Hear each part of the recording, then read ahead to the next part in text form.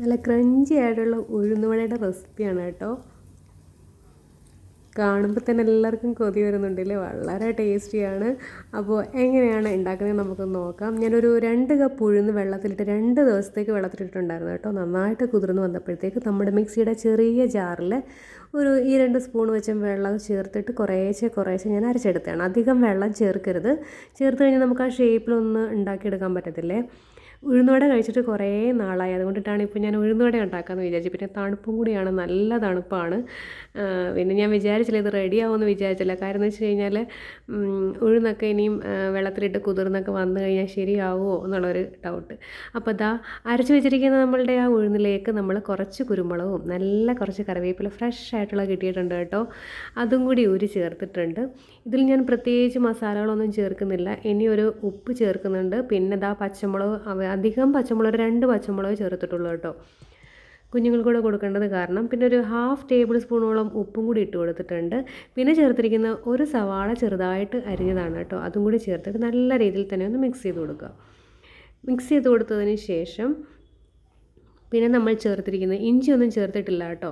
ഇത്രയും ഞാനിതിൽ ചേർത്തിട്ടുള്ളൂ, വേറെ മസാലകളൊന്നുമില്ല. നമ്മുടെ കയ്യിലേക്ക് അല്പം വെള്ളം ഒന്ന് തടയിയതിന് ശേഷം വളരെ സിമ്പിളായിട്ടും പെട്ടെന്ന് ഉണ്ടാക്കിയെടുത്താണ്.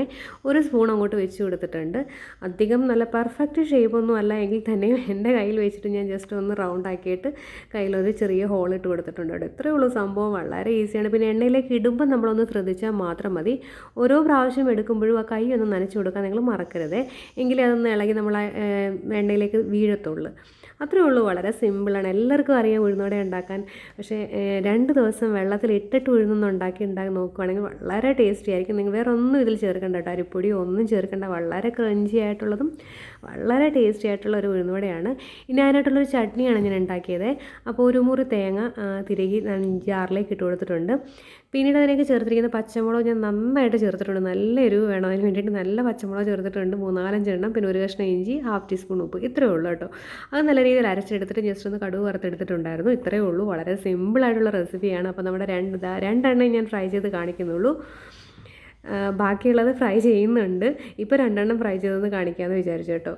അപ്പോൾ ചൂടോടുകൂടി തന്നെ കഴിക്കാമെന്ന് വിചാരിച്ചുകൊണ്ടിട്ടാണ്. ഇനി ഇതിൻ്റെ കൂടെ നല്ല തേങ്ങാ ചട്നി, ഞാൻ പറഞ്ഞില്ലേ അരച്ച് വെച്ചിരിക്കുന്ന ആ ചട്നി ജസ്റ്റ് കടുക് വറുത്തെടുത്തിട്ടുണ്ട്, വേറെ ഒന്നും ഇതിൽ ചേർത്തിട്ടില്ല. ആ ചട്നിയായിട്ട് കഴിക്കാൻ എന്താ ടേസ്റ്റാണെന്നറിയാം. നല്ല ക്രഞ്ചി ആയിട്ടുള്ള ടേസ്റ്റി ആയിട്ടുള്ള അടിപൊളി ഉഴുന്നുവടയാണ്. എല്ലാവർക്കും ഉഴുന്നുവട റെസിപ്പികളൊക്കെ അറിയാം, എങ്കിലും ഞാനൊന്ന് അപ്ലോഡ് ചെയ്തേ ഉള്ളൂ കേട്ടോ.